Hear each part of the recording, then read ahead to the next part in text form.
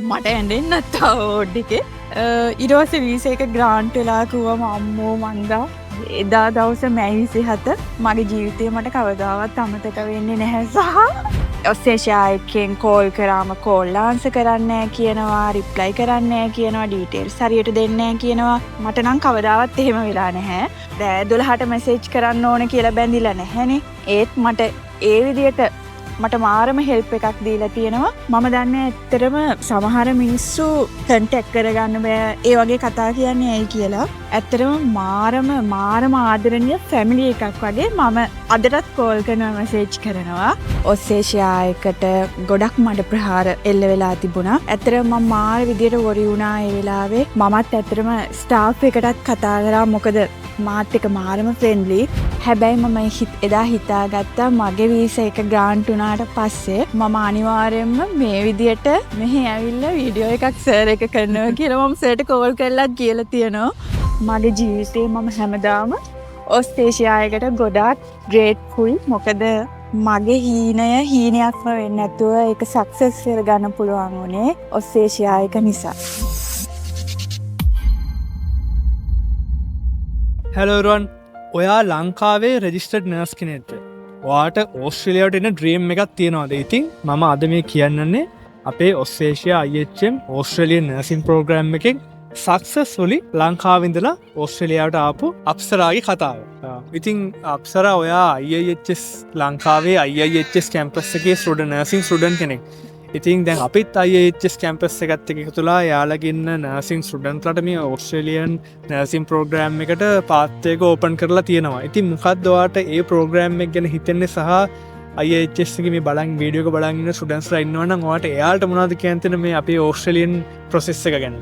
ඇත්තටම මගේ යාළුවෝ ගොඩ දෙනෙක් ඉන්නවා දැනටත් IIHS එකේ නර්සින් ඩිග්‍රී එක කරන සහ කරපු හැබැයි ඔස්ට්‍රේලියාවට එන්න ලොකු ආසාවෙන් ඉන්න හැබැයි ඩ්‍රීම් එක ඇචීව් කරගන්න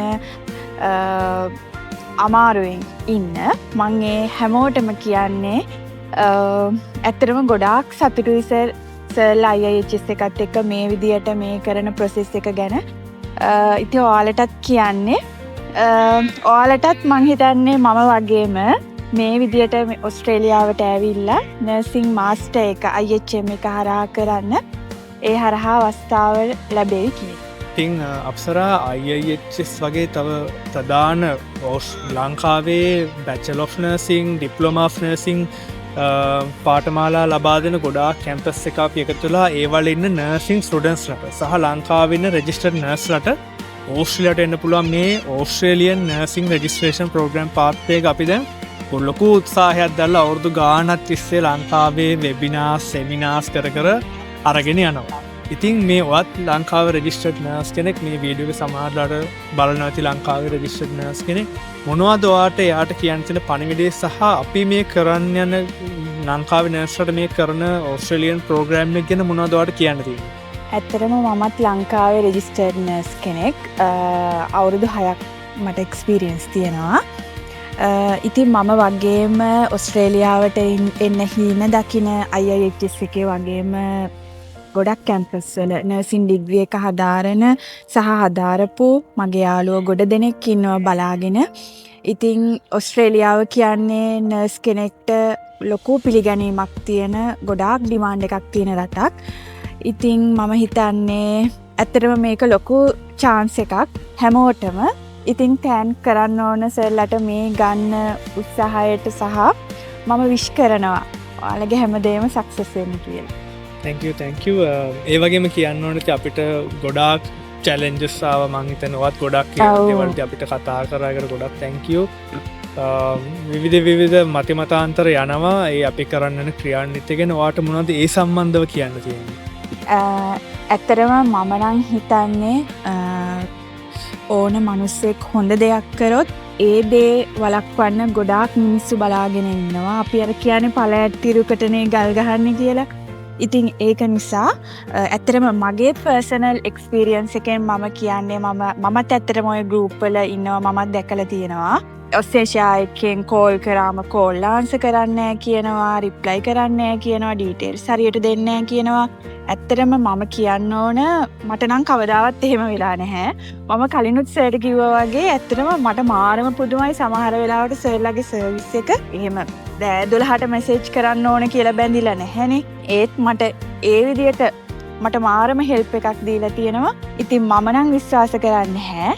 හැබැයි ඒ වගේ මෙසේජ් එකක් දැක්කම සමහර කෙනෙක්ට පොඩි බයක් හිතෙන්න පුළුවන් මේ ප්‍රොසෙස් එක අපි ඔස්ට්‍රේලියාවෙන් පටන් ගන්නවද නැද්ද කියලා. හැබැයි මම කියන්නේ ලොකු විශ්වාසකින් මම 100% රෙකමන්ඩ් කරනවා මගේ යාළුවෝ හැම කෙනෙක්ටම ඔයාලට ඔස්ට්‍රේලියා එක හරහා අනිවාර්යයෙන්ම ඔයාලගේ නර්සින් පාර්ට් එක නර්සින් රෙජිස්ට්‍රේෂන් එක අනිවාර්යෙන්ම ඔස්ට්‍රේලියාවේ සක්සස් කරගන්න පුළුවන් කියලා. මොකද ඇත්තටම මම වීසා එක දානකොට ගොඩාක් ලොකු රෂ් එකක් තිබිච්ච කාලයක්. ඒ වගේ කාලෙකත් මගේ වීසා එක ග්‍රාන්ට් කරගන්න මට පුළුවන් වුණා නම් ඔයාලට ඒක බැරි වෙන්නේ නැහැ. ඔස්ට්‍රේලියා එක ඔයාලා විශ්වාස කරන්න. ඒකත් එක්ක ඉන්න. එතකොට කවදාවත් වරදින්නේ නැහැ. නෑ ඇත්තටම ගොඩක් තැන්ක් යූ වගේ වචන වලට. මොකද ඒ වචන අපිට ලොකු හයියක්. ඇත්තරම කියන්න ඕනේ මොකද අපිත් හැමතිස්සෙම බලන්නේ ලංකාවේ ඉන්න නර්ස් කෙනෙක්ට අපිට පුළුවන් උපරිම දෙන්න, අපිට පුළුවන් උපරිම දෙනවා. ඉතින් ඒකට අපි ගොඩාක් මහන්සිත් වෙනවා. ඇත්තටම කියන්න ඕනේ ඔයාලා දන්නවා අපි කොච්චර කී පාරක් ලංකාවට එනවාද අවුරුද්දට කියලා. අපි සාමාන්‍ය මාස 3කට පාරක් ලංකාවට එනවා. රෝඩ් ෂෝස් තියෙනවා. රෝඩ් ෂෝස් තියෙනවා. ඉතින් ඒ හැමදේම කරන්නේ ඒවා ඒ සියලුම සම්මන්ත්‍රණත් අපි නොමිලේ කරන්නේ ඕන කෙනෙක්ට එන්න පුළුවන්. ඉතින් ඒ හැමදේම කරන්නේ ලංකාවෙන නර්ස්ලට මේ පාත් එක ඉන්ට්‍රොඩියුස් කරන්න. මොකද මේක ගොඩක් අය දන්න ඔයා දැන ගත්තෙත් යාළුවෙක් ගෙන්නේ. අනික මට තව දෙයක් කියන්න ඕන සර්. ඇත්තටම මේක මගේ පර්සනල් එක්ස්පීරියන්ස් එක. මම මොකද ඔස්ට්‍රේලියා එන්න කලින් මම කිව්වනේ මම වෙන ඒජන්සි වලට ගිහිල්ලා තියෙනවා කියලා.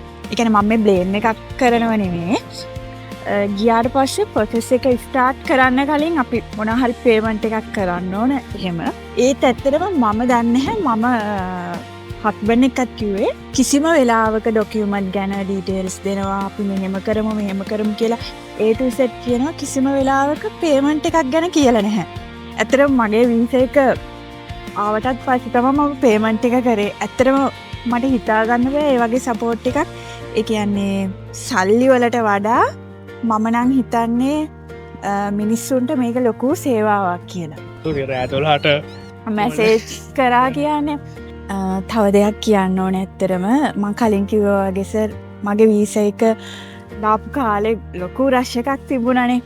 ඉතින් මම මාරම අවුලින් හිටියේ. සමහර දවසට රැයට කන්නේත් නෑ.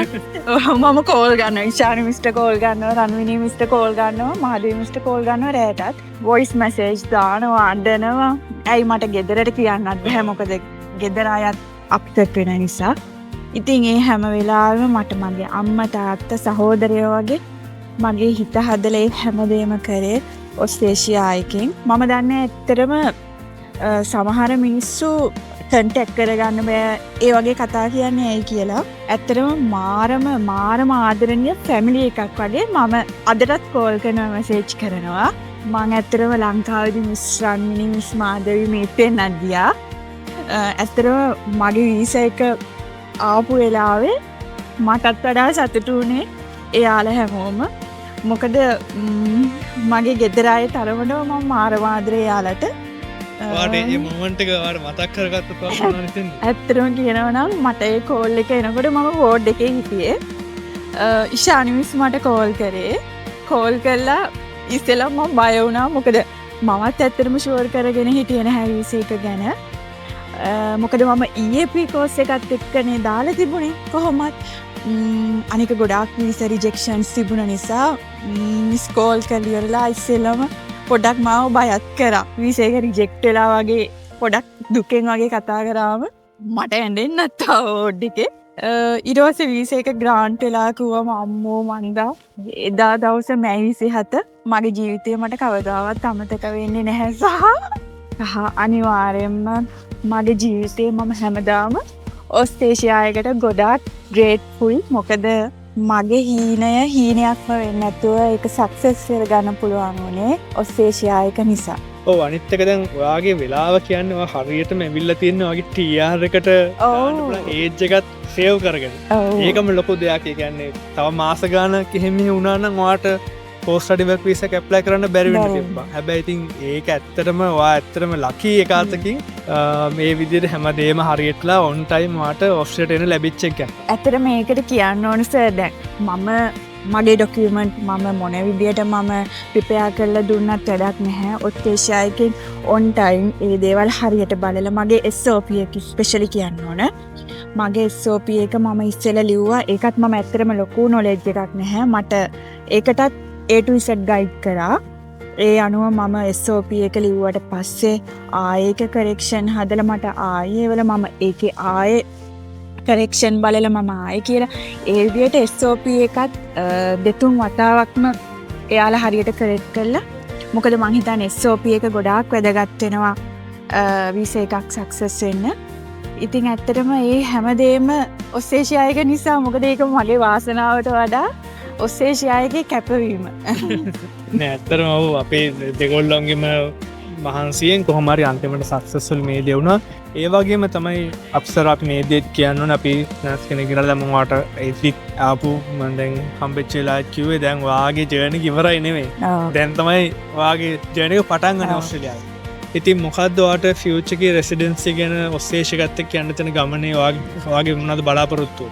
ඇත්තටම දැන් මම මේ දැන් ආවමත් සර්ලා කිව්වේ කොහොම හරි නර්සින් රෙජිස්ට්‍රේෂන් එක ගන්න. ඊට පස්සේ PR පාත් එක ඒ හැමදේටම ආයි කිසිම සැකයක් නැහැ. සර්ලා අනිවාර්යයෙන්ම උදව් කරනවා මම දන්නවා. ඉතින් ඇත්තටම මම කියන්නේ දැන් කෙනෙක්ට හිතෙන්න පුළුවන් අපිට ප්‍රශ්නයක් නෑ. ඒජන්සි එකක් through ආවා එච්චරයි වැඩේ ඉවරයි. එහෙම නෑ. ඉතින් ඉස්සරහට අපිට accommodation හොයලා දීලා part time job හොයලා දීලා නර්සින් රෙජිස්ට්‍රේෂන් එක ගන්න ගයිඩ් කරලා අවසානයේ PR එකටත් ඇත්තටම මගේ හස්බන්ඩ්ුත් දැන් ඔස්ට්‍රේලියා එක හරහා වීසා එක දාන්න දැන් එයා දැන් ප්‍රොසෙස් එකේ ඉන්නවා. ඉතින් ඇත්තටම මම දන්නේ මට කියන්න වචන නැහැ. තව දෙයක් මම විශේෂයෙන් කියන්න ඕනේ සර්. මගේ වීසා එක දාපු කාලේ ගොඩාක් ගෲප් වල මම දැකලා තියෙනවා ඇත්තටම ඔස්ට්‍රේලියා එකට ගොඩක් මඩ ප්‍රහාර එල්ල වෙලා තිබුණා. ඇත්තටම මම මාර විදියට වොරි වුණා ඒ වෙලාවේ.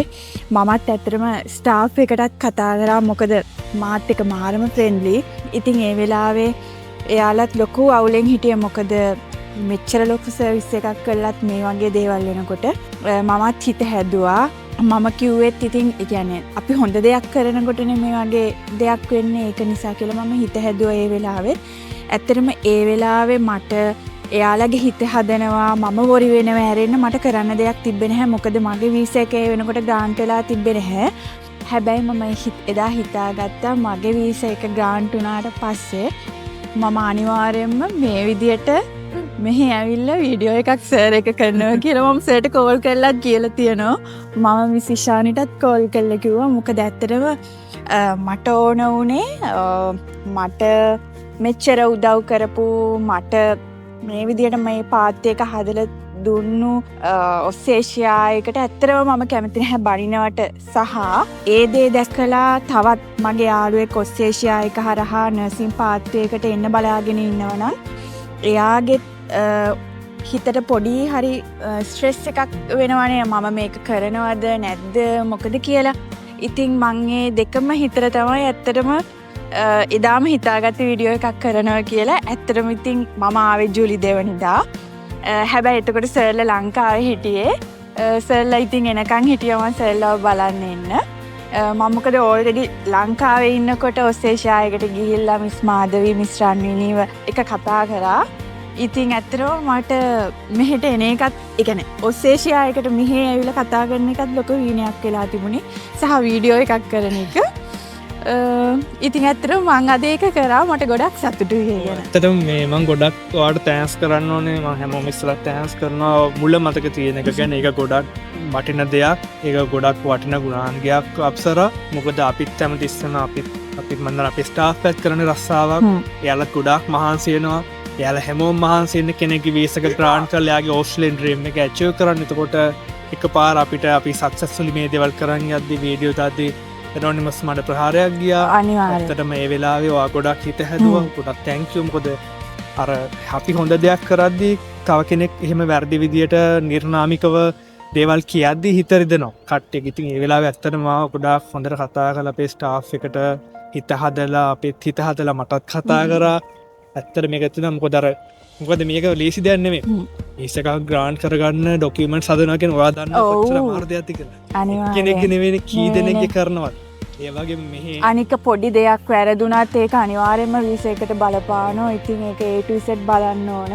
ඒ වගේ මෙහෙනට පාර්ට්ටයිම් ජොබ්ස් ඇකොමඩේෂන් හොන කෙනෙක් ලේසි දෙයක් නෙවෙයි. දාලා කියලා තමයි එයාලව ඒ ප්ලේස් එකට දාලා එතන කොහොම හරි ජොබ් එක හදලා දීලා. මොකද පළවෙනි ජොබ් එක හදාගත්තට පස්සේ සෙකන්ඩ් තර්ඩ් ජොබ් වලට ළමයින්ට යන්න පුළුවන් බට් මුලින්ම ඕස්ට්‍රේලියන් එක්ස්පීරියන්ස් එක අරගෙන ඒකෙන් ස්පෙෂලි HK එකකට එහෙම දාද්දි ගොඩාක් අපි එයාලව රෙකමන්ඩ් කරලා එහෙම තමයි දාන්නේ. ඉතින් ඒ හැමදේම කරන්නේ එයාලට ඒ හොඳ අනාගතයක් හදන්නනේ. ඉතින් එහෙම කරද්දි එකපාර ඇනොනිමස් විදියට එක දේවල් කියද්දි හිත රිදෙනවා. ඉතින් ඒ වෙලාවේ ඇත්තටම හිත හදලා ඔයා වගේම තව දසුන්දෙනෙක් කතා කරා හිත හදලා කිව්වා නෑ ඔයාලා කරන්නේ හොඳ දෙයක්. ඔයාලා ඉස්සරහට ඒ දේ කරගෙන යන්න හොඳ දේවල් කරනට හැමතිස්සෙම හොඳ දේ ලැබෙනවා කියලා. ඉතින් ඒ කිව්වත් වගේ ඔයාගේ වීසක් ඇත්තට මං කියනෝනේ එයා හිත හදද්දි මෙයාගේ වීසක් ඇවිල්ලා තිබෙත් නෑ. හැබැයි මෙයා නිතර කතා කළේ දෙ කරා. ඒ වගේම ඒ කිව්වත් වගේ හොඳ දේ කර අපි හොඳ දෙයක් කරද්දී අපිට හොඳ දේවල් ලැබෙනවා කියන හොඳම උදාහරණයක් තමයි අප්සරාගේ වීසක. මොකද ඔයා වීසක ඇවිල්ලත් නැතු ඔයා කතා කරලා වාසමට ඉරලාට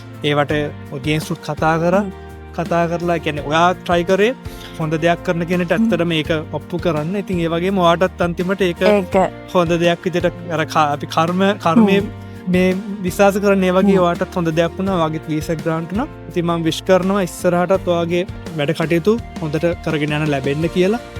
මට කියන්න තියෙන අර තමන් හොඳ දෙයක් කරනවා නම් අනිවාර්යෙන් තමන්ට හොඳ දේවල් අනිවාර්යෙන්ම. ඒ වගේම සර් මමත් සර්ලට විශ් කරනවා. මම වගේම තව දහස් ගානක් නර්සස්ලගේ නර්සින් මාස්ටර් සිහිනේ සැබෑ කරලා ඔස්ට්‍රේලියන් ඩ්‍රීම් එක සක්සස් කරගන්න මේ විදියට උදව් කරන්න පුළුවන් වෙන ලැබෙන්න කියලා. හරි තැංකව අප්සරා ඔයාගේ වචනවලට ගොඩක් තැංකව. ඒක අපිට ගොඩක් හයියක් මේක බලන්න අපේ ස්ටාෆ් මෙම්බර්ස්ලටත් මං හිතනවා ලොකු හයියක් එක. තැංකව. ඒ වගේම ඔයා හොඳ පණිවිඩයක් කරන් ආවා ලංකාවෙන්න රෙජිස්ටර්ඩ් නර්ස්ලට සහ ලංකාවේ නර්සිං ස්ටඩි කරන දවදවා දරුවන්ට. ඉතින් ඕස්ට්‍රේලියන් ඩ්‍රීම් එකක් තියෙනවා නම් ඇචීව් කරගන්න ඔස්ට්‍රේලියා අපි අනිවාර්යෙන් ඔයාට දෙන්න පුළුවන් උපරිම සහයෝගය ලබා දෙනවා. ඔයාට මෙහි ඕස්ට්‍රේලියාවට පස්සේ ඔයාට සෙටල් වෙන්න අවශ්‍ය සියලුම ප්‍රෝග්‍රෑම් A to Z සියලුම සර්විසස් අපි ගාව තියෙනවා. ඉතින් අපි හැමදේම ඔයාට ලබා දෙනවා. ඒක මම බය නැතුව කියනවා. අපි ඒක ප්‍රූව් කරලා තියෙනවා. මේක සාධකයක්. මේ වගේ ගොඩක් තියෙනවා. ඉතින් ඒ වගේම තමයි අපි ලංකාවේ ඉදිරියටත් අපි දැන් ඩිසයිඩ් කරා මාස දෙකෙන් දෙකට සැප්තැම්බර් සහ නොවැම්බර් මේ මාස දෙකේම එක්සිබිෂන්ස් කරලා ලංකාවෙන රෙජිස්ටර්ඩ් නර්ස්ලට මේ ඕස්ට්‍රේලියන් නර්සින් ප්‍රෝග්‍රෑම් එක ගැන මේ පාත්‍ය කියලා දෙන. ඉතින් මම බලාපොරොත්තු වෙනවා ලංකාවෙන් රෙජිස්ටර්ඩ් නර්ස් හම්බෙලා තවත් මේ වගේ සක්සස් ස්ටෝරිස් මට මේ බලන් ඉන්නට ගේන්න ලැබෙයි කියලා. ඉතින් මං ගිහින් එන්න. බයි.